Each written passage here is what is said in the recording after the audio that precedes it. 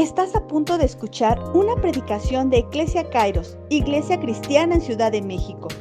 Sabemos que Dios tiene algo preparado para ti. Te invitamos a que prepares tu corazón para recibir la palabra de Dios y ser hacedor de ella. Gracias por oír esta predicación de Iglesia Kairos. Hola, ¿cómo están? Dios les bendice. Feliz año. ¿Sí tienen feliz año? ¿Están teniendo feliz año?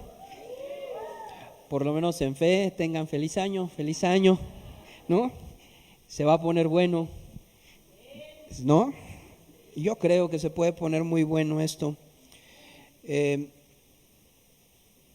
Estoy muy agradecido con Dios porque tenemos un nuevo inicio. ¿Sabes? Mientras estábamos adorando, reflexionaba en algo. Dios se tomó el tiempo de salvarnos primero. Gloria a Dios, ¿no? Nos salvó, pero es el primer paso. Después dijo, los voy a poner en una comunidad terapéutica, porque es necesario que sean sanados, y porque es necesario que sean amados, y porque es necesario que amen. Y no se nos debe de olvidar algo importante, porque a veces en tanto afán, incluso como líderes, como pastores, como ministros, como siervos, como le quieran llamar, a veces nos perdemos y se nos olvida algo. Dios ama a las personas y Dios está interesado en las personas, no en los proyectos, porque Dios es dueño de todo. Y si Dios hablara, haría lo que Él quisiera, pero lo que Él quiere es que seamos capaces de amarnos, amarlo a Él y amar al hombre. Por eso los dos grandes mandamientos, ¿cuál es? Amarás a Dios y amarás a tu prójimo. Y esos dos grandes mandamientos tienen mucho que ver con lo que hacemos cada domingo aquí. Tú vienes aquí porque amas a Dios, ¿sí o no? O quieres aprender a amar a Dios. Y vienes aquí porque amas a tu prójimo o quieres aprender a amar a tu prójimo. A veces es más fácil amar a Dios que al prójimo, pero tiene el mismo peso según el texto. Y venimos aquí y queremos amar. ¿Y sabes por qué hacemos todo y buscamos hacer todo con excelencia? Porque lo hacemos para un Dios que nos ama con todo su corazón y que no tuvo ninguna situación de reservarse algo para con nosotros. Hacemos las cosas con excelencia para Dios porque Él es excelente con nosotros. ¿Sí o no? Y hacemos las cosas con excelencia para nuestros hermanos y para los que van a ser nuestros hermanos, porque Dios es excelente con nosotros. ¿Sabes por qué pesa cuando estás aquí? Y yo decía, me siento nervioso. ¿Sabes por qué pesa cuando estás aquí? Porque es para los hijos de Dios y es para que el Rey te vea.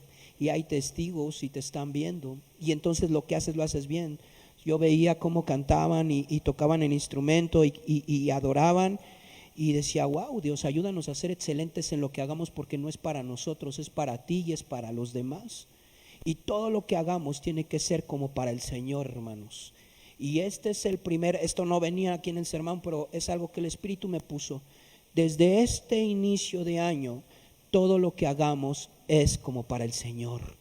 Y si es como para el Señor, se hace bien y a la primera. ¿Sí o no? No es para una empresa, no es para satisfacer a alguien, no es para una pareja, no es para nadie. ¿Para quién es? Para Dios. Y las cosas para Dios se hacen bien. Si no, no se hacen. ¿Sí me explico? Porque somos hijos del Rey. Porque el Rey no está aquí. Porque cuando alguien hizo algo para Dios, lo hizo bien. Y sabes algo triste, cuando tú lees este libro, te das cuenta quién no lo hizo bien. ¿Sí o no? Y quedó grabado aquí. Y sí o no sabemos quién no lo hizo bien. Si estás siguiendo la lectura bíblica de esta iglesia, te darás cuenta que alguien que no lo hizo bien fue Caín. Y aparece en las primeras páginas de este libro. ¿Por qué no lo omitió Dios? Te voy a decir por qué no omitió Dios el nombre de Caín. porque tienes que darte cuenta y tengo que darme cuenta que podemos equivocarnos y muy grandemente, pero también que podemos acertar y muy tremendamente, porque tienes a Abel del otro lado y tienes a Cam que la regó y tienes a Seth que no se equivocó. Dios nos guarde y Dios nos dé la capacidad de hacer las cosas bien para Él. Amén. No estaba en el speech esto, pero bueno, ya está, no estaba aquí en la enseñanza. Iniciamos un nuevo ciclo, iglesia, y no es nada sencillo dar una enseñanza o mensaje, porque pareciera que aunque nadie lo diga, hay algunas preguntas en el aire. ¿Qué pasará este año? ¿Hacia dónde vamos o hacia dónde voy?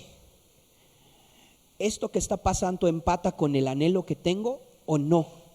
¿Empata con mi propósito o no? ¿Hay un propósito en lo que estoy haciendo o no? Y esto empieza a generarte un conflicto.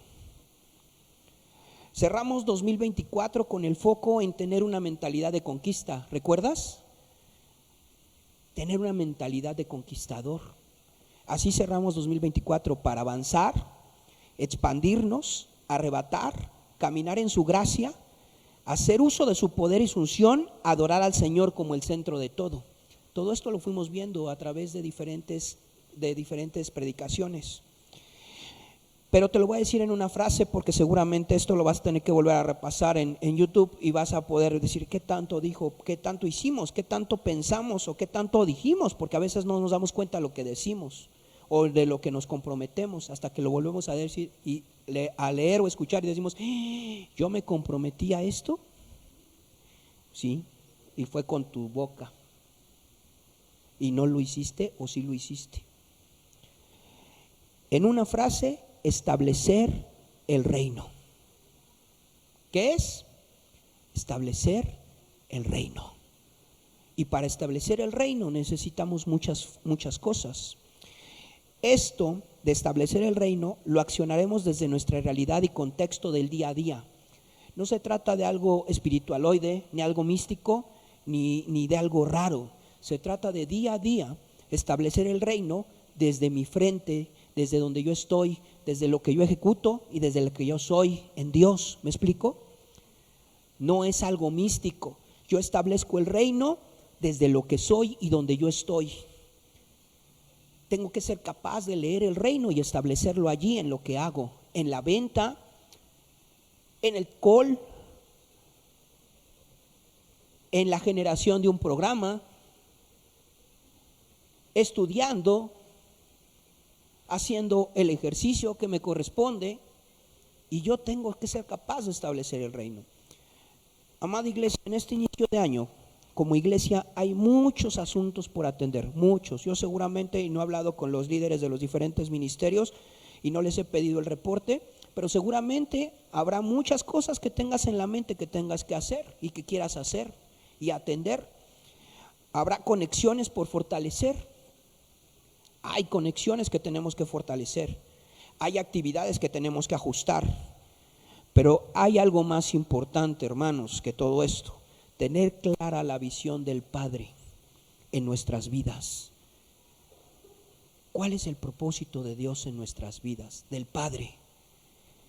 El sometimiento al señorío de Cristo. ¿Qué tanto me estoy sometiendo al señorío de Cristo o qué tanto no?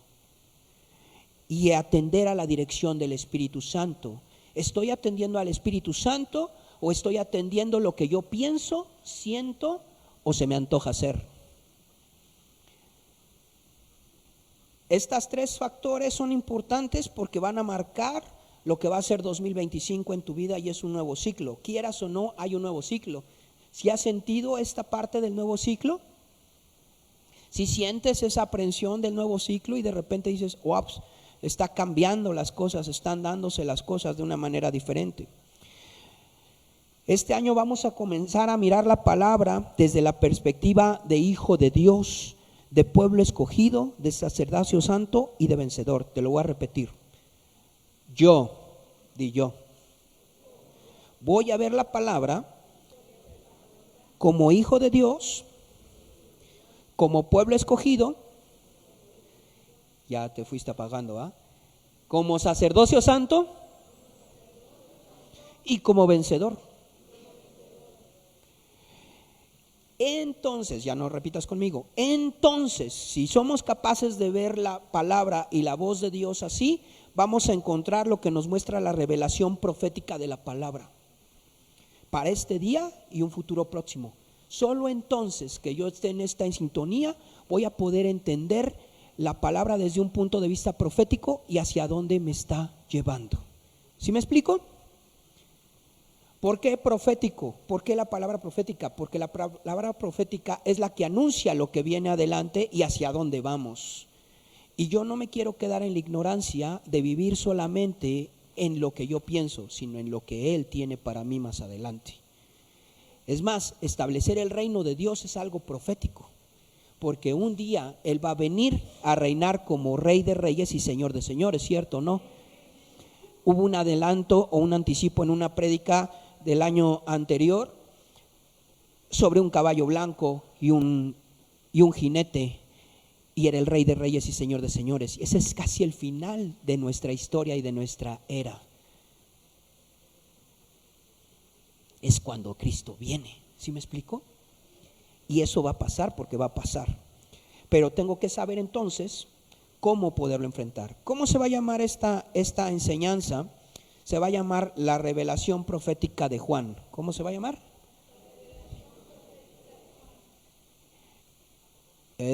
Pon mucha atención, no te me pierdas, ¿vale?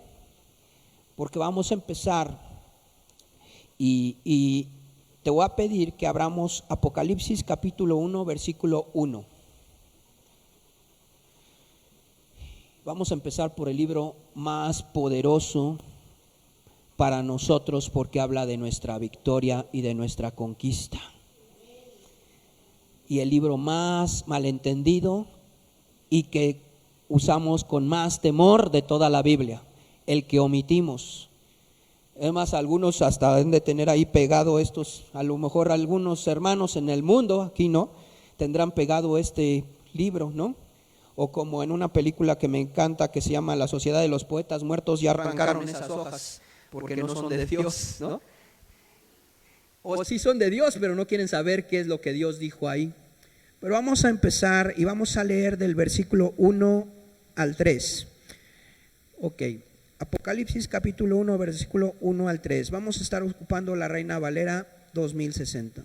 Dice así: la revelación de Jesucristo que Dios le dio para manifestar a sus siervos las cosas que deben suceder pronto, y la declaró enviándola por medio de su ángel a su siervo Juan, que ha dado testimonio de la palabra de Dios y del testimonio de Jesucristo y todas las cosas que ha visto.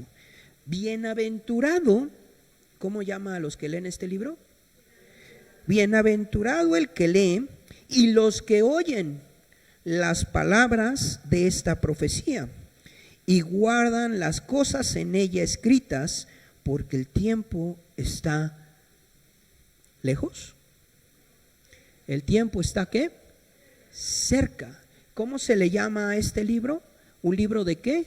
De profecía, porque va a tener un cumplimiento futuro. Unas cosas ya se cumplieron y otras se volverán a cumplir. Para interpretar Apocalipsis y interpretar algunos libros proféticos tenemos que entender algo, y aquí esta es nuestra postura como iglesia: un doble cumplimiento profético. Les voy a dar un tip hermenéutico, y los que no sepan qué es eso lo googlean. Un tip hermenéutico, o se meten a las clases, valdría la pena que entren a las clases, ¿no? Entonces, un tip hermenéutico es un doble cumplimiento. Hay algo que se cumplió en este tiempo, en el tiempo histórico, pero tendrá un cumplimiento en el futuro. No todo tiene doble cumplimiento, pero hay cosas que sí tienen doble cumplimiento. Ahora no se preocupen, vamos a ir caminando en esto, ¿vale? La deidad está escondida, dice este pasaje, y necesita manifestarse. Dios está escondido y necesita manifestarse. Dios decide si se manifiesta o no, porque Él es Dios. ¿Sí me explico? ¿quién decide manifestarse? Dios. Por otro lado, el hombre en su soberbia lo intenta encontrar, ¿sí o no? Y Dios dice, voy a encontrar a Dios. Y entonces surgen oráculos, fetiches, brujería y tanta tontería como te puedas imaginar. Porque el hombre está desesperado por encontrar a Dios, ¿sí o no? Y si tú te vas a la historia, te encontrarás tantas cosas raras en cada cultura, en cada país, en cada continente, que te aterraría lo que encontrarías. Y cosas tan grotescas como asesinatos y muertes, como que uno de los pueblos asesinaba niños para encontrar a Dios. Eso es lo que encuentras en la historia. ¿Por qué el hombre está tan desesperado de encontrar a Dios? Sería una de las preguntas que yo me haría, ¿sí o no? ¿Será importante encontrar a Dios? ¿Como para haber sacrificado bebés o niños? ¿O haber sacrificado mujeres? ¿O sacarle el corazón a la gente? ¿Crees que es importante encontrar a Dios para el ser humano? Claro que es importante para Dios, ¿no? Digo, para ellos, encontrar a Dios. ¿Por qué razón? Porque si no, no harían tales locuras. Y están desesperados por encontrar a Dios. El riesgo de todo esto que ha pasado históricamente es que hay un mundo espiritual engañoso. Y hay muchas cosas que nos engañan. Hay confusión en lo sobrenatural, sobre todo por una cosa: no lo entendemos. Y a veces no entender a Dios es un grave problema. Pero tampoco lo queremos entender, porque hay dos tipos de revelación: la revelación natural, que es lo que vemos en los cielos, en la tierra, en todo. Es más, no te voy a sacar a que veas el cielo, pero voltea a ver la punta de tus dedos, tu huella dactilar. ¿Ya la volteaste a ver? Ahora ve la del al lado, al que tienes al lado, y dime si es igual. ¿Se parecen? ¿Son iguales? No se parecen. Y si todos nos pusiéramos nuestra huella dactilar, ¿sabes qué encontrarías? Que ninguno de aquí se parece y no hay una huella igual. ¿Quién hizo eso? Esa es la revelación natural. La revelación especial es la que viene aquí, pero la gente prefiere leer tonterías que no vienen aquí, ¿no? Y que tienen menos seguridad que esto. Dios se revela como el Señor de la historia, hermanos. Pon atención. Dios se revela como el Señor de la historia. Él está presente en la historia, en toda la historia. Si tú ves a los sumerios, ahí está Dios presente. Si tú ves Babilonia, está Dios presente. Si tú ves a los egipcios, está Dios presente. Si tú ves a los aztecas, aunque no lo creas, está Dios presente. Y Dios está presente en la historia y mueve la historia. Como creador y sustentador del mundo, Dios está presente. Y ahora en el Nuevo Testamento se revelará en este pasaje a Jesucristo, y este Jesucristo al ser humano, y le dice: yo estoy presente en la historia y estaré presente en tu historia. Y esto es lo que va a pasar en tu vida, y empieza a revelar la profecía de Apocalipsis. Esto es lo que va a pasar. Será en Jesús, no en la iglesia, en Jesús, desde donde podremos entender lo que va a suceder rápido y pronto, o pronto. ¿Cómo dice que va a suceder las cosas? Rápido, pronto. ¿En dónde lo vamos a encontrar? En Jesús, hermanos. Ahora, Juan se presenta como un siervo. El término es esclavo. Es un esclavo de Cristo, es un esclavo de Dios, ¿me explico? Y el apóstol Juan, que es al que se le revela esto, funge como un testigo del logos de Dios y de Jesucristo. ¿Sabes qué dice Juan? Yo soy testigo de la palabra y del verbo de vida. Y yo te quiero preguntar algo: ¿tú eres testigo de la palabra o eres testigo de los dichos de los pastores que pasan por aquí o de los predicadores? ¿Estás leyendo la palabra? ¿Estás leyendo el logos? ¿Estás escuchando a Cristo o no lo estás escuchando? ¿Eres testigo del logos, hermano? Esto es muy importante, ¿me explico? Porque Juan dice: yo soy testigo de la palabra de Dios, porque cuando Dios habla, las cosas pasan. ¿Sí o no? ¿Qué dice Génesis 1? Y dijo Dios, ¿y qué pasó? Y se hizo. No necesito trabajar, hacer un proyecto, no necesito un project manager, no necesito nada de eso, ¿o sí? ¿Qué necesitó? Hablar. Y si Dios habla en tu vida, ¿qué pasa? Las cosas cambian. Y si Dios no habla en tu vida, ¿qué pasa? Y si tú no sabes lo que Dios habla, ¿qué pasa? Te voy a decir qué pasa si no escuchas la Biblia. No va a pasar nada. O va a pasar lo que tu corazón y tus emociones quieren, pero no lo que Dios quiere. Esto es muy tajante, hermanos. ¿Por qué Dios me puso esto tan tajante? Porque te quiero decir algo, hermano. No pierdas el tiempo. No pierdas el tiempo, hermana. Ya está una revelación, pero no somos capaces de poner atención. Y te voy a decir algo que no quiero escuchar nunca, porque ese día sí te pongo en vergüenza delante de con quien estés. Como dijo el pastor, porque de tal manera amó Dios al mundo que ha dado a... ¿Eso lo dijo el pastor o lo dice Juan 3:16? ¿Sabes qué me demuestra eso? Que no lees la Biblia, nada más escuchas aquí.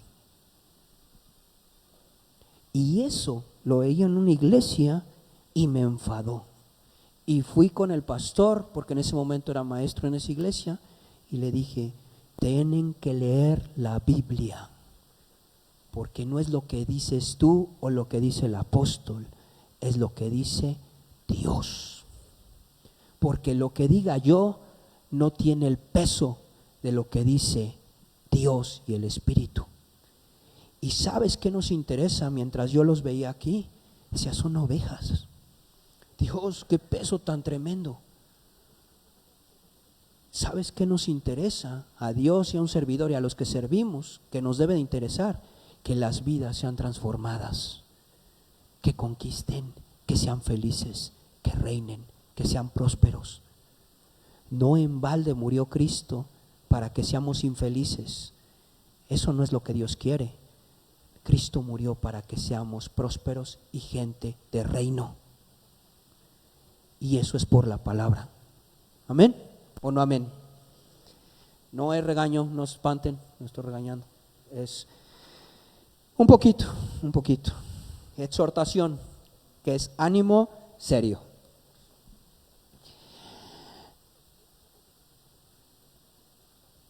Hermanos, dice aquí, si seremos bienaventurados o dichosos si somos capaces de leer y escuchar lo que nos depara la vida en Cristo a través de la revelación profética. Es decir, dice, si tú eres capaz de leer la revelación profética, vivir la revelación profética, serás llamado bienaventurado. ¿Y qué? O dichoso. Ese es el término. ¿Quién quiere ser bienaventurado? Nada más dos poquitos. ¿Quién quiere ser bienaventurado? Dichoso. ¿Quién quiere ser infeliz? Nadie. Gloria a Dios. Qué bueno que no quiera ser infeliz. No hallemos en esta iglesia. No hay gente que quiere ser infeliz. Tú quieres ser dichoso. Y a veces vienes a la iglesia y vienes una vez al año. Aquí no pasa, tú sí vienes muchas veces, pero hay quien viene una vez al año porque se siente infeliz y quiere ser dichoso. Dice, y piensan que es una fórmula mágica. Y yo te diría algo, aquí está la fórmula mágica, pero no es una fórmula mágica, no es una estampita, es una persona, se llama Cristo y se llama el Espíritu Santo. ¿Sí me explico? Quiero decirlo así, hermanos, ¿por qué estoy hablando tan seriamente? Porque este libro te exhorta a ser muy serio, porque te dice, no tenemos mucho tiempo para entenderlo, bajarlo y caminar en ello. Y cuando dije para entenderlo y bajarlo, es como el fútbol. La recibes, la bajas, la colocas y tiras, pero eso lo tienes que hacer ¿en cuánto tiempo? Rápido, porque acá el otro brother va a venir y darte una patadota, ¿no? Entonces, si la recibes, está, ay, ¿la meteré o no la meteré? La bajas y la acomodas y así, y luego le tiras. Cuando le tiras al aire porque el balón ya no está, ya está en la otra portería. ¿Sí me explicó? Recibo, bajo y tiro, vivo. ¿Sí me explicó? O recibo la palabra, la adopto y la hago, o ya perdí el tiempo. Y el tiempo apremia. Y hay momentos que no regresan. Hay momentos que no regresan. Hay cosas que se van y no regresan. Se te fue. Cuando lanzan una vacante en LinkedIn o en tu empresa, y es una vacante que tiene un gran potencial y que tú tienes el perfil,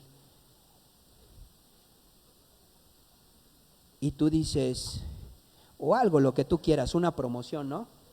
Tienes una promoción, es más, te lo voy a poner hasta como cristiano, ¿no? Hay una situación donde te puedes ir a ese lugar, a esa ciudad, a ese país donde Dios te va a llevar y te va a costar 300 euros, nada más 300 euros y van a pagarte todo. ¿Qué haces? ¿Te esperas un mes para ver si es de Dios? Y cuando regresas al mes, ¿qué crees que pasa? Pues ya no está la vacante y ya no hay la oportunidad. Alguien ya lo recibió, lo bajó. ¿Y sabes por qué? Porque el que lo recibió, lo bajó y lo tiró, estaba entendido en ese momento en su propósito y no estaba pensando, ¿será de Dios? Mientras tú estás pensando, ¿será de Dios? En toda la semana alguien ya entendió en su vida que lo que es de Dios, cómo es el propósito, y ya agarró el balón y lo tiró. Y tú ya te quedaste viendo como chinito. Y dices, ay, es que no entiendo por qué Dios no lo hace. No, yo sí entiendo por qué Dios no te lo dio. Y no necesito ser Dios para saber por qué no. ¿Sí me seguiste? ¿El tiempo qué? Apremia. Ya, ponte las pilas. Vamos a poner las pilas. ¿Sí me explicó? 2025 es de, a ver, esto está así, esto es lo que Dios está hablando, hay que ejecutarlo. Porque ¿sabes qué onda? Mientras tú lo estás pensando, otro ya llegó corriendo y ya se fue. Y luego dice, ay, es que era mi propósito. ¿Qué crees? Era porque si hubiera sido, lo hubieras entendido y lo hubieras ejecutado. Pero como no lo entendiste y no lo ejecutaste, alguien que sí lo entendió y lo ejecutó y obedeció, lo hizo. Y eso pasa en la vida. Ten cuidado, porque ministerialmente y en la vida ocurre. Pregúntale a Esaú.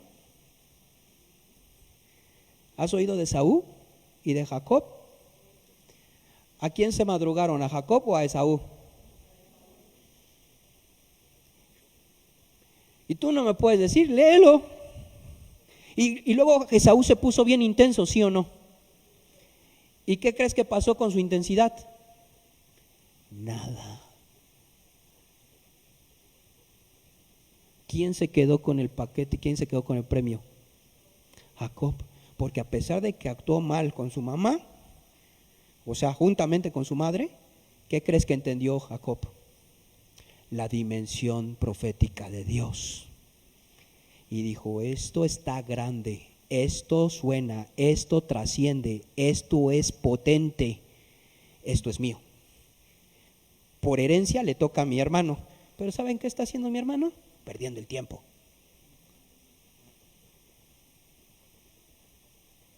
Esto es mío. Qué tremendo, ¿no? Cuidado, el tiempo es ya. Para entrar ya lleno en esta revelación, hermanos, necesitamos primero algunos conceptos que veremos ahora y en las próximas fechas. Hoy buscaremos ocuparnos de algo conocido como la triple obra de salvación. Es decir, no me voy a meter a Apocalipsis todavía al 100%, ya entramos, pero no nos vamos a meter. Porque antes de entrar a Apocalipsis necesitamos entender algo, la triple obra de salvación. ¿Por qué? Porque mira, hay 4 cosas a resolver como pecadores, 4 cosas que tenemos que resolver como pecadores, porque todos estamos destituidos de la gloria de Dios, según dice Romanos 3, ¿no? 4 cosas a resolver como pecadores. Primero, merecemos morir como castigo por el pecado. O sea, todos aquí estábamos como ¡pum! condenados a morir porque éramos pecadores, por el simple hecho de haber nacido, así nada más por haber nacido. Segundo, sufrir la ira de Dios en contra del pecado. Dios iba a darle toda la ira al pecado, y como tú traías pecado, ¿a quién le tocaba la ira? Pues a ti y a mí. Tercero, estamos separados de Dios por nuestros pecados. Es decir, no nos podemos acercar a Dios por más que le digamos Diosito, amorcito, como le quieras decir. Cuando estás en pecado, Dios no te puede ver porque ¿qué ve? Pecado. Y Dios no se puede acercar al pecado por su propia naturaleza.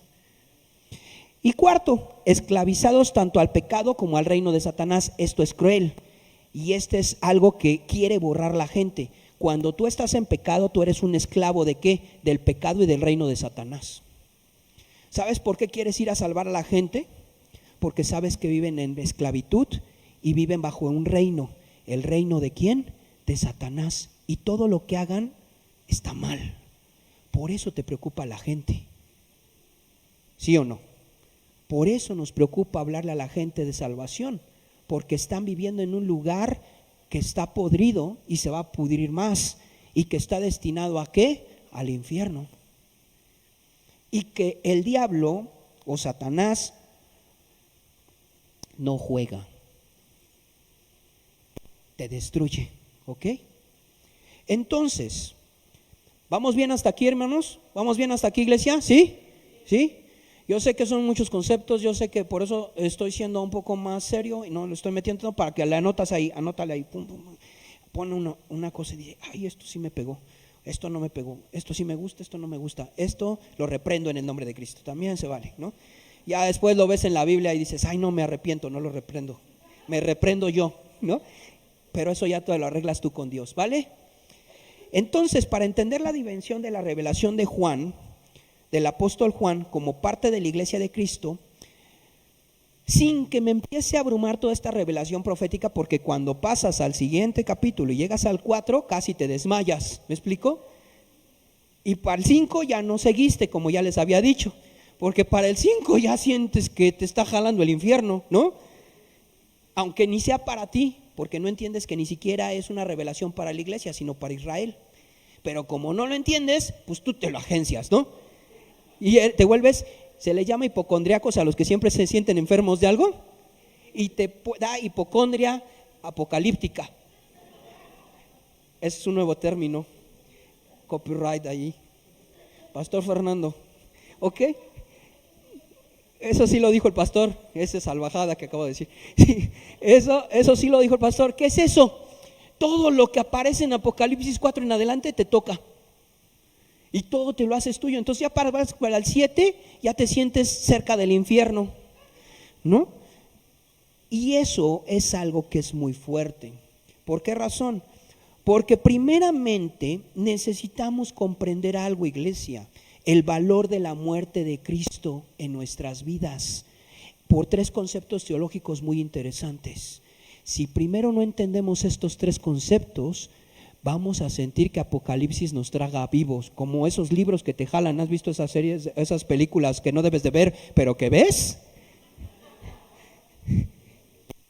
Que empieza el libro así a jalarte así, y no hablo de la historia sin fin, esa es noble, ¿no? Pero que te jala. ¿Por qué razón? Y te quieres agarrar de todos, ¿no? Y dices, pues no me voy solo, me voy con mi familia. Y agarras a quien se deje. ¿Por qué? Porque no te has aferrado de algo, de estas verdades y de esta revelación que es una triple obra de salvación. Primer palabra, ahora sí, ponme mucha atención, voy a tratar de medir lo más rápido posible, y si no termino las tres palabras, seguramente la veremos la siguiente semana. Número 1, propiciación. ¿Qué dije? Propiciación. ¿Qué es la propiciación? Esto es el propiciatorio, para que me entiendas. Vamos al libro de Éxodo, capítulo 25. Ahora sí vamos a usar mucha Biblia. Éxodo, segundo libro de la Biblia, capítulo 25, versículo 10. ¿Me van siguiendo ahí, por favor? Harán también un arca de madera de acacia, cuya longitud será de 2 codos y medio, su anchura de codo y medio y su altura de codo y medio. Y la cubrirás de oro puro por dentro y por fuera, y harás sobre ella una cornisa de oro alrededor. Fundirás para ella 4 anillos de oro que pondrás en sus 4 esquinas, 2 anillos de un lado de ella y 2 anillos al otro lado. Harás unas varas de madera de acacia, las cuales cubrirás ¿de qué? Oro, una caja de oro. Hasta aquí vamos bien, ¿no? Y meterás las varas por los anillos a los lados del arca para llevar el arca con ellas. Si tú recuerdas, se cargaba con esas varas, porque cuando la quisieron cargar con otra cosa, el que la quiso cargar se murió, ¿vale? Luego, la que sigue. Las varas quedarán en los anillos del arca, no se quitarán de ella. Por favor. Y pondrás en el arca el testimonio que yo te daré. Este es el arca del pacto. Adelante. Y harás un propiciatorio. ¿Qué dice ahí? Propiciatorio de oro fino, cuya longitud será de 2 codos y medio y su anchura de 2 codos, de codo y medio. Dale. Harás también 2 querubines de oro labrados a martillo, los harás en los 2 extremos del propiciatorio. El propiciatorio es una tapa. ¿Sí? ¿Me sigues? Es una tapa que tiene 2 querubines. Adelante, harás pues un querubín en un extremo y un querubín en el otro extremo. De una pieza con el propiciatorio harás los querubines en sus 2 extremos. Y los querubines extenderán por encima las alas, cubriendo con sus alas el propiciatorio sus rostros, el uno enfrente del otro, mirando al propiciatorio los rostros de los querubines. Y pondrás el propiciatorio encima del arca, y en el arca pondrás el testimonio que yo te daré. Y vamos a ver el versículo 22, esto es muy importante. Y de allí, ¿qué? Me declararé a ti y hablaré contigo de sobre el propiciatorio de entre los 2 querubines que están sobre el arca del testimonio, todo lo que yo te mandare para los hijos de Israel. El propiciatorio es una tapa que cubre el arca del pacto, que contiene unos elementos, entre ellos las tablas de la ley, ¿recuerdas? La vara de Aarón que reverdeció, maná, ¿ok? Pero en el propiciatorio se colocaba en un lugar que se llama lugar santísimo, en el tabernáculo de Moisés. Y el lugar santísimo es donde Dios hablaba y donde solamente entraba el sacerdote, ¿sí o no? Y si el sacerdote no entraba correctamente, ¿qué le pasaba al sacerdote? Se moría. Entonces tenía amarrado un cordón al pie. ¿Cómo sacaban al sacerdote? Muerto, arrastrándolo. Porque si alguien entraba y se sentía enfermero o de estos de la Cruz Roja, también se moría. ¿Me explico? Es decir, lo tenías que sacar muerto y arrastrando de un pie, porque lo que estaba en el arca del pacto era la presencia de Dios o la gloria de Dios. Y la semana pasada hablábamos de un Ebenezer. Y cuando se le puso un nombre a uno de los hijos, a un niño que nació, se le puso Icabod, es decir, la gloria se fue. El lugar más tremendo es el arca del pacto en el tabernáculo de Moisés, porque es donde Dios habla. ¿Sí me explico? Ahora, allí es donde Dios hablaba. ¿Tú quieres que Dios te hable? Sí, pero si tú llegas mal, Dios te fulmina y ya no hablaste, ya te fuiste. ¿Sí me explico? Eso es lo que pasaba ahí, ¿sí o no? Y nadie quiere que lo saquen de un pie arrastrando, tampoco tu familia, ¿verdad? Entonces era algo muy serio. Por lo tanto, había una condición para estar frente al propiciatorio. Estar frente al propiciatorio frente a esa lámina de oro con los ángeles o los querubines ahí para hablar con Dios, había una condición. Levítico capítulo 16, 1. Más adelante, 2 libros después, en Levítico capítulo 16, 1, dice: habló Jehová a Moisés después de la muerte de los 2 hijos de Aarón, cuando se acercaron delante de Jehová y murieron. Y Jehová dijo a Moisés: di a Aarón tu hermano que no en todo el tiempo entre al santuario detrás del velo. ¿Delante de qué? Del propiciatorio que está sobre el arca, para que no muera, porque yo apareceré en la nube sobre el propiciatorio. Con esto entrará Aarón en el santuario con un becerro para expiación y un carnero ¿para qué? Para holocausto. Se vestirá la túnica santa de lino y sobre su cuerpo tendrá calzoncillos de lino. Fíjate nada más. O sea, toda la vestimenta era dada y tenía que ser y se ceñirá el cinto de lino y con la mitra de lino se cubrirá. Son las santas vestiduras, con ellas se ha de vestir después de lavar su cuerpo. ¿Con qué? Con agua. Y si te vas al versículo 14, vayan al versículo 14, dice: tomará luego de la sangre del becerro y la rociará con su dedo hacia el propiciatorio al lado oriental, y hacia el propiciatorio esparciará con su dedo 7 veces de aquella sangre. ¿Qué se necesitaba para poder estar delante del propiciatorio? En una palabra: sangre. ¿Qué es sangre? Muerte. Alguien tenía que morir para poderse acercar delante de la presencia de Dios. Pero no cualquiera podía morir. ¿Me explico? No cualquiera podía morir. Tenía que haber ciertas condiciones. La propiciación, mis amados hermanos, pongan atención, ya dejamos de leer esto, ahora vamos a ir a los términos más prácticos, y a bajarlo a este momento. No era aplacar a un Dios vengativo.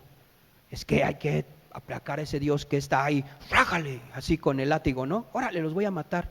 La propiciación no era aplacar a un Dios vengativo, sino hacer lo recto según su santa ley y proveer así la base para que Él mostrara misericordia en conformidad con su justicia. Es decir, el propiciatorio permitía que te acercaras a Dios, pero había formas de acercarte a Dios. De otra manera no podíamos acercarnos a Dios. Dios quería hablar con el hombre, pero tenía que generar una forma de acercarse, y era a través del propiciatorio. Por eso al propiciatorio se le llama el trono de la misericordia de Cristo, porque la ira no está presente. Te voy a decir algo: el propiciatorio es una bondad de Dios para hablar con nosotros. Era la única manera en que Dios no te fulminara por pecador. ¿Y qué hacías? Matabas un animal, había sangre, te vestías de cierta manera y Dios hablaba. Ahora, aquí es donde se pone bueno. Cristo es nuestra propiciación. Cristo es la tabla que separa la gloria de Dios de nosotros. Dios es complacido en Él. Vamos a libro de Romanos, en el Nuevo Testamento, capítulo 3. Romanos capítulo 3, versículo 21. Y pon mucha atención porque esto tiene que ver contigo y conmigo. Romanos 3, 21 dice: pero ahora, aparte de la ley, se ha manifestado la justicia de Dios, testificada por la ley y por los profetas. La justicia de Dios por medio de la fe en Jesucristo, para todos los que creen en Él, porque no hay diferencia.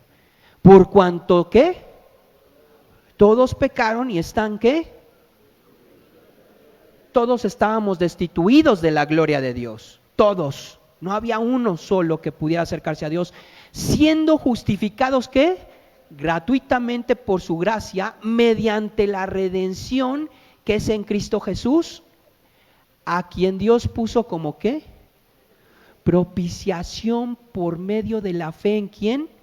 En su sangre. ¿Recuerda Santa Cena? ¿En qué tienes fe? En la sangre. La sangre es derramada en propiciación, que es Cristo, y entonces tú puedes, ¿qué? Hablar con Dios. Para manifestar su justicia a causa de haber pasado, ¿qué? Por alto en su paciencia los pecados, ¿qué? Pasados. Si esto no te emociona, te voy a poner otro, espero que este sí te emocione. Hebreos 4:14.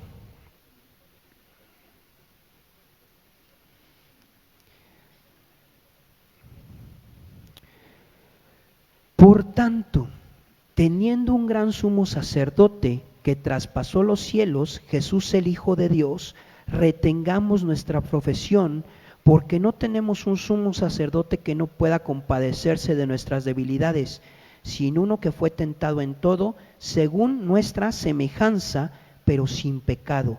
Acerquémonos pues confiadamente al trono de la gracia para alcanzar misericordia y hallar gracia para el oportuno socorro. Solo por la propiciación podemos acercarnos a Dios. Y hoy Dios habla cara a cara contigo y conmigo. Y no te van a sacar amarrado de un hilo y un pie arrastrándote, porque Él pagó tus pecados.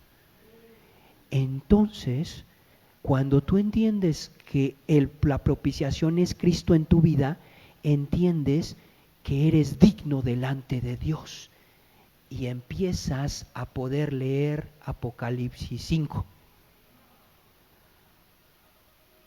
¿Sí me explico? Porque dices, pues no estaré tan mal, porque ya creí en la sangre de Cristo. A lo mejor chance y no me toca esta. Pero como sigues con tu hipocondria, vamos a seguirle con otras cosas, ¿no? Porque como que esta dices, pues si es propiciación, si es una tabla, si hablo con Dios, están los querubines. Y yo te diría y te haría una pregunta, mi amado hermano y hermana, ¿por qué no hablas con Dios?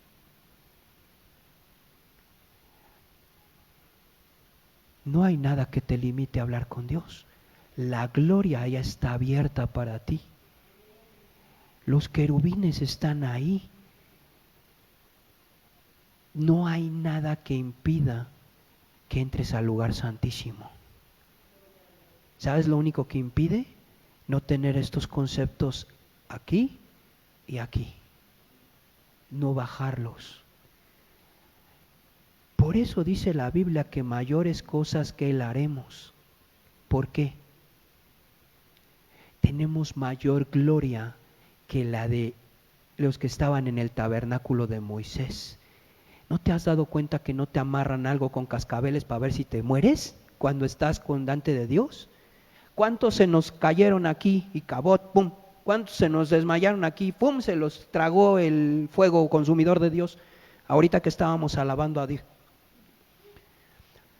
La presencia de Dios está aquí.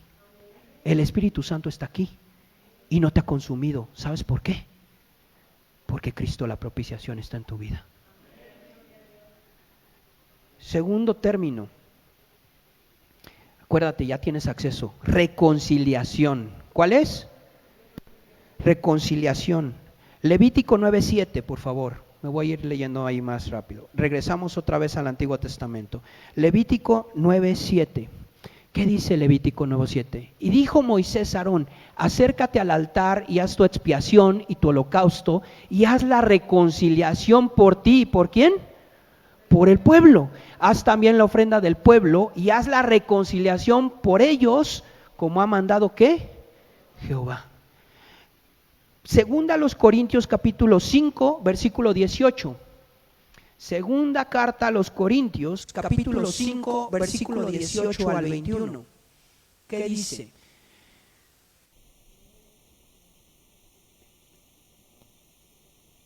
Y todo esto proviene de Dios, quien nos ¿qué? Reconcilió consigo mismo por Cristo y nos dio el ministerio de ¿qué? De la reconciliación.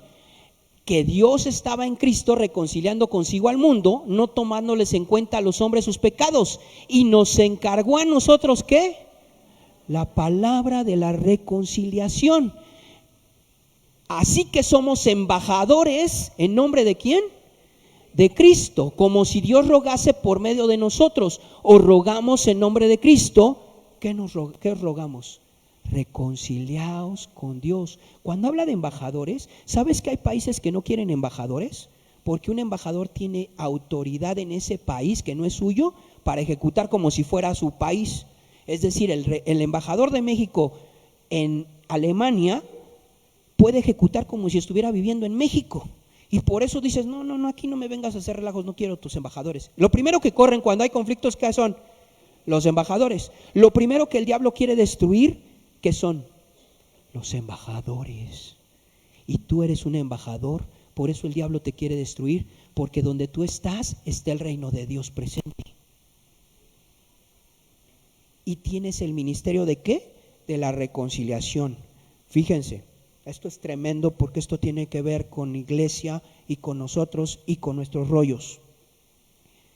Reconciliación es cambiar la enemistad ¿en qué? En amistad. Cristo era nuestro enemigo, Dios era nuestro enemigo, el Espíritu Santo era nuestro enemigo. ¿Sí te cae el 20 de eso? Le caíamos mal. Es más, le caíamos tan mal que nos quería consumir. ¿Sí o no? Y éramos pecadores. Y nos tenía que consumir. Y de la peor manera, porque éramos pecado. Pero entonces digo, ¿cómo hago para que nos llevemos bien tú y yo? Si me caes re mal, porque apestas a pecado, hueles a pecado. Todavía entras y ya huele a pecado. ¿Cómo le hago? Entonces, lo que hace Dios es que une dos partes en conflicto. Y dice, hay una forma de reconciliarnos. ¿Cuál es? Romanos 5:9.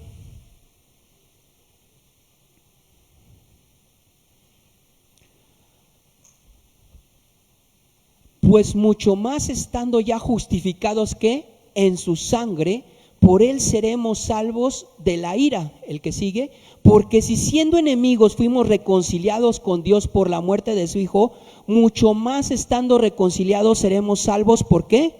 Por su vida. Y no solo esto, sino que también nos gloriamos en Dios por el Señor nuestro Jesucristo, por quien hemos recibido ahora ¿qué? ¿Sabes por qué algunos le dicen a Dios amigo? Porque entendieron esto. ¿Sabes por qué algunos le dicen papito?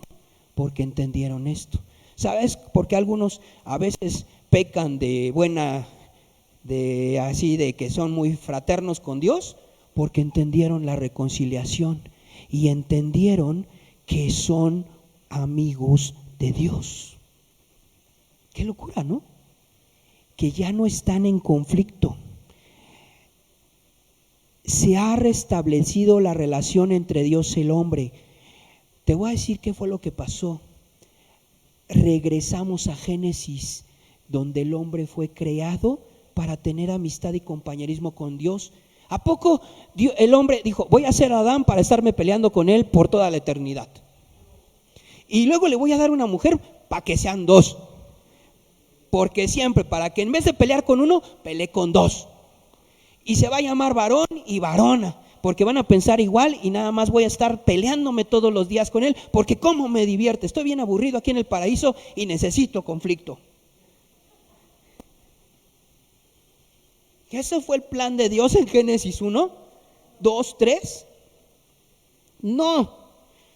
Lo que quería era tener una comunión y un compañerismo con la creación y con la varona, y que el hombre y la mujer fueran capaces de tener una reconciliación y una situación de empatía con la creación.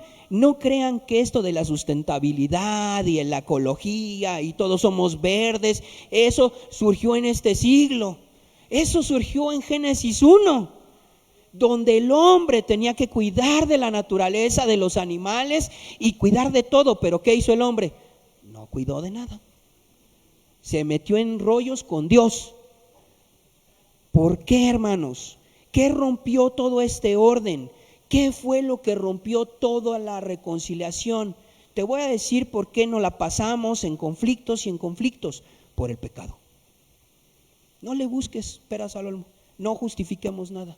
¿Sabes cómo se llama? Pecado. Lo que separó la comunión de Dios con el hombre, ¿qué fue? El pecado. La falta de sometimiento a la voluntad de Dios. Porque Dios le dijo, no comas eso. Como chihuahuas no lo voy a comer, pues si sabe bien rico, ¿no? Pues no, que todo es mío, que eso no. No, tú dijiste todo y todo es todo. Y además tienes al enemigo incómodo que está muele y muele, ¿no? Ándale y no te va a pasar nada. ¿Y a quién le haces más caso? Pues al diablo. Y parece un chiste, hermanos, pero tenemos aquí al diablo y aquí al angelito, ¿no? Ridículo esa imagen. Pero casi siempre le hacemos caso a quién. Cómetelo, cómetelo, cómetelo. ¿Qué generó la falta de reconciliación? ¿Qué generó el rompimiento con Dios? Nuestro ego. El ego de Eva. Porque si soy como Dios, pienso como Dios. Lo que nunca pensó es que conocer el bien y el mal iba a romper toda la relación profunda con el Padre, con el Hijo y con el Espíritu Santo. Tenemos un problema, Houston, porque seguimos siendo iguales. El efecto de la cruz, hermanos, debe cambiar nuestras relaciones interpersonales. Hubo un taller que se llamó Relaciones Interpersonales, ¿se acuerdan? Y yo dije, es importante que lo tomen algunos, yo sí me acuerdo a quién les dije. Y es importante que lo tomen muchos. Te voy a decir por qué. Porque las relaciones interpersonales aparecen en Génesis 1. Y porque son vitales para una comunidad terapéutica. Y porque son vitales para que tú vivas bien y para que yo viva bien. Porque son vitales para salvar a la gente. Porque son vitales porque es el inicio donde Dios rompe lo que el diablo había despedazado y nos hace uno. Porque seguimos peleándonos como iglesias. Porque seguimos pensando que somos 1.355.285 iglesias. Y te quiero decir algo, o las que quieras poner, a lo mejor somos más de 1 millón, somos 50 millones, no sé, billón, lo que quieras ponerle, somos una iglesia. Y no somos capaces de ser una iglesia. Y mientras no seamos capaces de ser una iglesia, el diablo está metido ahí burlándose de nosotros y diciendo, ándele, ya se lo comió. Y no podemos estar peleados con la iglesia y queriendo amar a Dios. Es absurdo. Absurdo. El ministerio de la iglesia, ¿y por qué les estoy diciendo algo? ¿Somos o no somos la iglesia? El ministerio de la iglesia, si tú quieres decir, ¿cuál es mi ministerio? Te voy a decir cuál es tu ministerio. Es el ministerio de reconciliación vertical y horizontal. Estamos obligados a reconciliar al ser humano con Dios y con sus hijos. Esa es nuestra responsabilidad. Y en eso se nos tiene que ir la vida. En eso, hermanos, en reconciliar a Dios con los hombres y a nosotros entre nosotros. Si no lo hacemos, no estamos entendiendo nada de esta profundidad de revelación teológica. Y entonces cuando llegamos a Apocalipsis, en el capítulo 7, nos chupa el libro. ¿Por qué? Porque estamos peleados con Dios. Y entonces nos empezamos a atribuir lo que no es y no podemos avanzar y creernos que somos una iglesia victoriosa.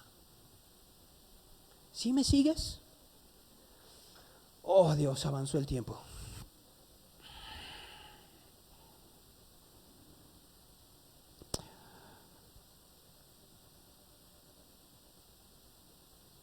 El tercer punto, y no lo voy a decir, lo voy a dejar para la siguiente semana, es redención. Esa es la tercera verdad de la obra de salvación, la redención.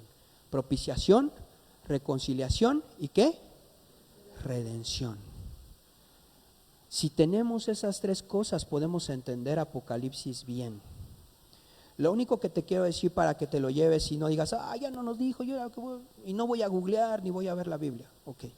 Lo que te quiero decir de la redención es que es una obra que se efectúa por Cristo y lo que hace es que te compra y te libera. Lo vamos a ver con más detalle. Lo que hace Cristo no es que le pague al diablo. Ojo, le voy a pagar al diablo porque el diablo te tiene bien amarrado y voy a darle sus pesos para que te suelte. No, eso no es, eso es un concepto erróneo teológico, pero sí lo creen algunos. Cristo le paga al Padre para que te haga libre del pecado y dice, este es libre. Y te hace libre y te saca de las tinieblas y paga tu rescate y lo acepta el Padre y ya no soy esclavo.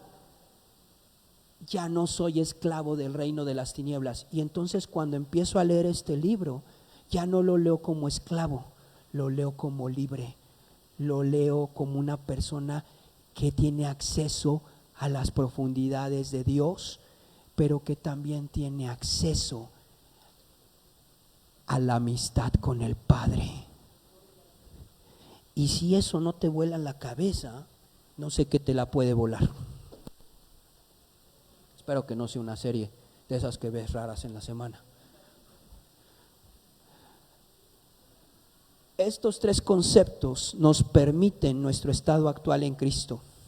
Sin el entendimiento, escúchame, de la propiciación, de la reconciliación y la redención como parte de la expiación, son conceptos teológicos, como parte de la expiación ejecutada por Jesús, en nuestra justicia, no podemos leer Juan como se debe de leer.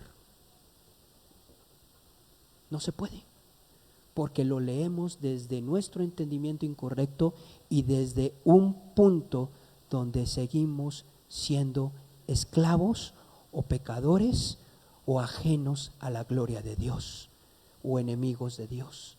Y es imposible leer Apocalipsis así y tomar lo que es tuyo y ser vencedor. ¿Me explico? Es la justificación, la justicia, el que Dios sea el que justifica nuestra vida, lo que nos hace concluir correctamente como iglesia. Hermanos, términos como tribunal de Cristo y gran trono blanco parecen lo mismo, pero no lo son, y los vamos a ver aquí. Si tú dices, ¿qué será eso del tribunal de Cristo y qué será eso del gran trono blanco? Nunca me lo han explicado, ya llegó el tiempo que te lo van a explicar, porque quiero explicártelo, porque quiero que sepas dónde vamos a estar y delante de quién, y no te anden cuenteando, a mí ni me dijo el pastor ese que iba a estar aquí. Dios, fue ella, ¿no? Nos regresamos a, es culpa de él que no me platicó que iba a estar en el tribunal. ¿Y ahora qué hago aquí? Pues ahorita te explico, te va a decir, ¿no? Tenías que haber leído.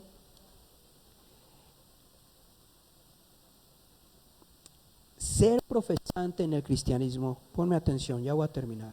Ser profesante en el cristianismo pareciera que es lo mismo de ser discípulo de Cristo, y hay un mundo de distancia.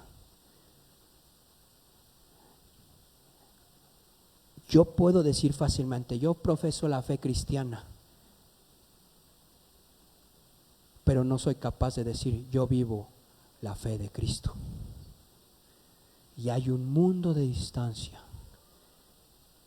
enorme, y eso determina tu futuro, tu destino y tu fruto. Deseamos que Dios siga hablando a tu vida para formar su propósito en ti. Búscanos y síguenos en nuestras redes sociales que están en la descripción de este audio. Nos escuchamos en la siguiente predicación. Dios te bendiga.